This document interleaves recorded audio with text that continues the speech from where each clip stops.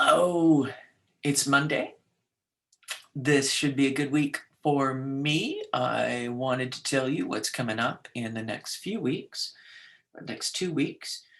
The usual Rambo co-working events happening from midnight to 3 p.m. at 3 a.m. Pacific time. And the reason I sound a little fuzzy about those is I'm probably never going to show up at those. I'm not a late night person, but show up with whoever has showed up and work together. There are morning weekday co-working. There is an afternoon co-working session that I show up at that one and moderate and do check-ins. We have a good time. That's 1 to 3 p.m. Every weekday. And we have evening co-workings on Tuesday and Thursday from 6:30 p.m. to 8:30. And then we have some other special events that happen every week. We have the writing games session that happens on Wednesdays, and that alternates kind of morning to afternoon. This coming week, it is running in the morning, goes 11 a.m. till noon. We also have on Wednesdays the short story discussion group. I'm still stoked from our last story, which was Bill Gibson's Burning Chrome and the amazing mystery guest we had. I don't know that we'll have anybody quite that amazing for another while, but this time we're going to read James Tiptree Jr.'s Love is the Plan. The Plan is Death. We'll be covering that in 2 separate sessions. We try to read interesting stories that were significant in some way, and we approach them from a craft perspective, talking a lot about how the writers did whatever it was that they did in the story. So that's what's happening. On Saturday, May 1st, actually, no classes. So in the morning, I'm going to run a session of writing games for anybody that wants to show up, and we'll go for 2 hours from 9:30 to 11:30 a.m. and then take the afternoon off. Hopefully you've got sunshine. But then on Sunday, May 2nd, in the morning, Fran Wilde is running Cussing in Secondary Worlds, how to use profanity and scatological references to do world building. That's a lot of fun, and I'm looking forward to Fran teaching that. She hasn't taught it in a couple of years, so that should be fun. In the afternoon, Jordan Kurella is running Emotional Self-Care for Creatives. I'm super stoked about this class. Jordan came and pitched it to me, and I thought, boy, that's something I wouldn't mind taking. So I don't know what it'll be like. It's the first time that they're teaching that, and as I said, I think it will be really useful. The following weekend, I can only tantalize you with the class that is happening May 8th because it's waitlist only. It is Designing Magic Systems with James Sutter.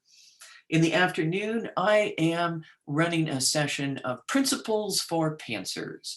If you are a pantser, I have some stuff that may help you. I'm a pantser myself most of the time, and I've developed some techniques that I think are useful. The next day, I'm being horribly indulgent and teaching a class simply because I really enjoyed it the first time I taught it.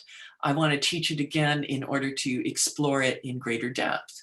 And that is the class on relationships that are not romantic, writing other relationships such as friendships or employer relationships, enemies, frenemies, all that sort of stuff. I think it's a really interesting thing to be talking about. I have some thoughts that I will share with you and some writing exercises. And then in the afternoon, Monica Valentinelli is running the first instance of a kind of cool new class, the Story Generator Workshop. And my plan for the Story Generator Workshop is that it happens monthly. And each time we have a different faculty member running it. So it gives you a chance to meet them, gives you a chance to get a sense of their teaching style, and gives you a chance to come away with at least a few new story ideas and hopefully a good start on them. So my only mandate for the class that I've given the faculty is that they have to come up with something where everybody that participates will come away with at least 3 good story ideas. And I put no upper limit, so it could be hundreds. Well, no, it couldn't be hundreds, but it could be a lot, right? Could be like, if we're going to spend 10 minutes, you're going to write as many down and then, I don't know, do something. So I haven't taught that yet, but I've got plenty of thoughts. So what am I doing lately? Thought I'd catch you up. I am working on the sequel to the space opera. That's Devil's Gun. I have a good chunk of it written, and I really need to put some time into it and make it into a coherent first draft. What's up on deck after that? Basically, I've got 3 projects that I want to work on. One is I want to go back to Baby Driver, finish that up, get that queued up on Patreon, and then I want to create an outline for Gods of Tibet, working on what I have so far, and then write it, because that's necessary. And then I've got a baseball novella that I want to write that I'm kind of stoked about. And I'm not going to tell you the title because the title's so good that I don't want someone to steal it until I've had a chance to write it. I'm working on the usual short stories. I just pitched a publisher on a collection of flash stories. We'll see if they bite on that. I am currently finishing up in terms of reading the Cazalet Chronicles by Elizabeth Jane Howard. If you like Downton Abbey, you would probably like these. It's one of those multi-generational English landed gentry chronicles. And I'm enjoying it, but I will say I find complications created by characters not talking to each other understandable, but when they're the only thing you do over and over, I don't know. It feels like this is 5 books worth of characters not talking to each other when just saying, hey, you know, this would just make life so much simpler.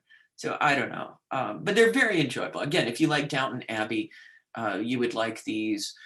They are not speculative fiction at all, but they're enjoyable. And there is some gay and lesbian representation in there, which I appreciate. No characters of color whatsoever that I can think of, but it does also talk about the servants. It doesn't just focus on the lords and ladies, but you get actually a decent picture of some of the economic pressures faced by the servants, particularly when it comes time to retire. So that was interesting. All right, that's everything that I wanted to recap. So if you're curious about the Shea Rambo community and our Discord server and everything that we do on there, the Crit Club and the comparing first paragraphs and that sort of thing, I will include a link to more information in the description. As always, I don't know, just let me know how things are going. All right, take care. And now I can't find the stop recording button. Whoops, there it is.